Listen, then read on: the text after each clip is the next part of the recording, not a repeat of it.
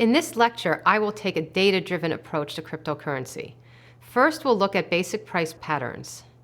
Then I'm going to define the return to investing in crypto. We'll ask, what is the average return to investing in crypto? And then, what are the risks?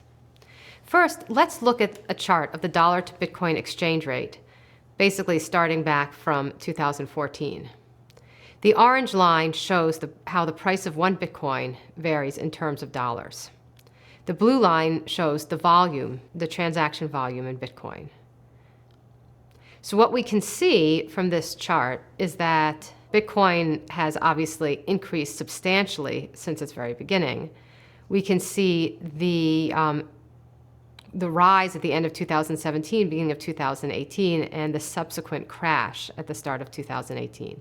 But we also see that Bitcoin has stabilized. So at the time of this recording, it's $4,000 to one Bitcoin.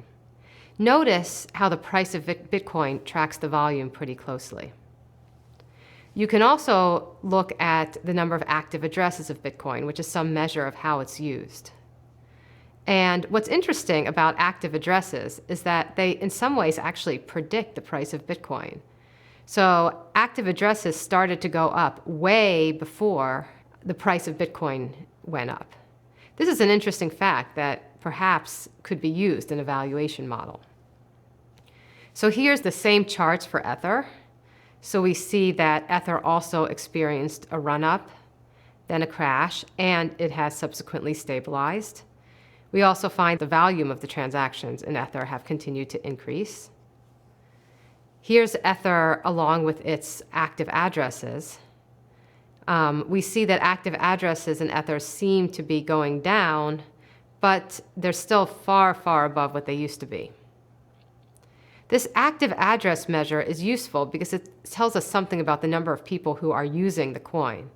Once somebody has established an active address, we might argue that they're likely to stay with it, at least some of them. Now here's Ripple. Ripple is even more dramatic in terms of an enormous run-up, then a crash.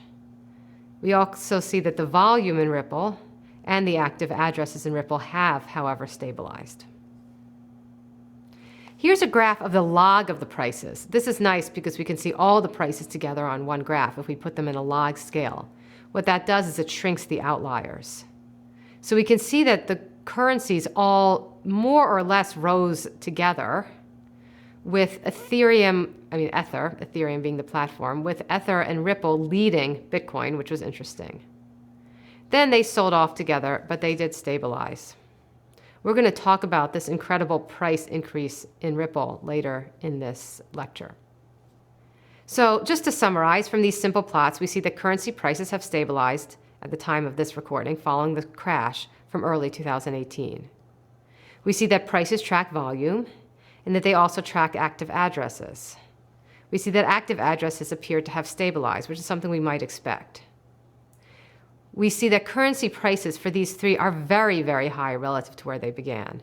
However, we also know that many cryptocurrencies have failed. Now, cryptocurrency is a store of value, and as such, we can think of it as an asset. So we're going to refer to the price of Bitcoin as the number of dollars it takes to buy one Bitcoin. So the price of Bitcoin right now is about $4,000. So now let's consider the returns to the following strategy. Purchase one Bitcoin today. Tomorrow, exchange that Bitcoin for dollars. And we're going to ask, what is the return on this strategy? Of course, this strategy will entail transaction costs if taken literally. So perhaps it was better to think about what you would get if you would sell, but it's perhaps best not to trade cryptocurrency on a daily basis unless one has a very efficient platform with which to do it. So what do these returns look like? So let's just get some notation clear. With $1, you can purchase 1 divided by PT units of Bitcoin, where PT is the price of Bitcoin today at time t. That's what the t subscript means. So wait, why? Let's just be clear. With PT, you can purchase PT times 1 over PT units of Bitcoin. So with PT, you can purchase 1 unit of Bitcoin. So let's go back. With $1, you purchase 1 over PT units of Bitcoin. So let's just say you do this. Now you wake up tomorrow, you look at Coinbase, how much is the Bitcoin worth? In your account are 1 over PT units of Bitcoin. Each are worth PT plus 1. That's the price today, one day after you purchase them. So the daily return, using the Bitcoin symbol, is PT plus 1 divided by PT minus 1, or the percent change in price. That's the definition of return on the Bitcoin strategy. So it's the growth rate of your investment. For example, if the price of Bitcoin went up by 3%, which would be an incredible daily return, we can plug in 3%. So PT plus 1 over PT is 1.03. That means the return is 0.03. Now we could repeat this exercise with any of the cryptocurrencies. So this is our definition of return. It's the rate of growth in your investment measured in terms of dollars. Now let's ask, what is the daily return over the sample for each cryptocurrency? Well, here are the answers. For Bitcoin, the average return per day is 0.254%. That means on average, $1 invested in Bitcoin became 1.00254. For Ether, it's 0.584%, and for Ripple, it's 0.514%. Now, here's an important piece of information to keep in mind when you think about those returns. What I reported are statistical averages known as means. How are they calculated? What I did was I summed up the daily returns and divided by the length of the sample. So that's what statistics tells us is the best measure of what you can expect. However, what's very interesting about cryptocurrency is your returns on a day-to-day basis might look very different. So what your returns on a day-to-day basis look like, that's best described by the daily median return. Now, in all cases, the median return lies well below the mean return. So for Bitcoin, it's 0.183%. For Ether, it's minus 0.092%, way below the mean return. And for Ripple, it's even further below the mean return, minus 0.278. What that means is that on most days, you would have lost money on Ether and Ripple. Now, in technical terms, when the median lies below the mean, what it means is that cryptocurrency returns are positively skewed.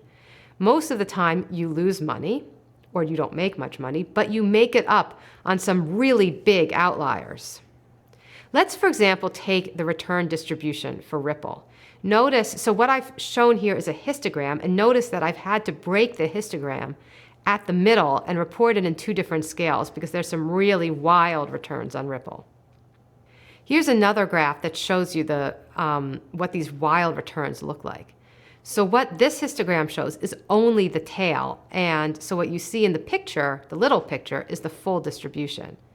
What this reveals is that there was a day in Ripple where you more than doubled your money. You earned a return of 160% in a single day. Now, if a return is normally distributed, volatility measures risk. For example, returns on Ripple have a standard deviation of 8.78% per day and a mean of 0.52% per day. So if Ripple returns were normally distributed, 95% of the returns would fall between two standard deviations above and below the mean. Namely, if you compute the two standard deviations, 18% and minus 17%. Now that's a huge amount of daily volatility. However, the normal distribution does not describe Ripple very well. So here's the histogram with the normal distribution plotted in front of it. And we see that actually most of the time, Ripple returns lie well within the normal distribution, which is to say that that daily volatility is a little bit misleading. In fact, your volatility is lower than that most of the time. However, we compute such a high daily volatility because of the outliers. So you can see that the red line, which corresponds to the normal distribution, completely leaves out both the negative and the positive outliers for Ripple. A normal distribution should say that a return of 160%, while technically possible, should never occur in the entire history of the universe. But in fact, they did happen. So here's some caveats. This discussion does not assume transaction costs, which could be substantial. So for example, a $10 purchase of Bitcoin on Coinbase yields about $8.50 worth of the coin. One could probably easily improve on that though. Another caveat is survivor bias, because of course one way around the transaction cost is maybe don't transact quite so frequently. Now, To illustrate survivor bias, let's think of a really simple problem. Let's take 100 coins and flip each of them 10 times. Here's a histogram that describes the number of heads. I just tried this on the computer, of course, and then just computed one histogram. If you did this a second time, you might get a slightly different histogram. Now suppose I look only at the number of heads for the top 3. They are 8, 8, and 10. Now, should I conclude from looking at the top 3 coins that flipping a coin almost always yields heads? Of course not. It's just an artifact. I just decided to pick the top 3. So one criticism is that the focus on 3 cryptocurrencies, those 3 that have done well, has the same problem. So the prices of cryptocurrency, to summarize, appear to have stabilized. Active addresses have grown and prices seem to rise with them. The top 3 cryptocurrencies have positive mean returns, but Ripple and Ether have negative medians, which means most days you would lose money. But there are positive outliers. Finally, returns are subject to survivor bias. We really need to keep in mind that we're looking at the 3 survivors, whereas many coins have failed. And what this means is that the returns are going to be inflated, though it's a little bit unclear by how much.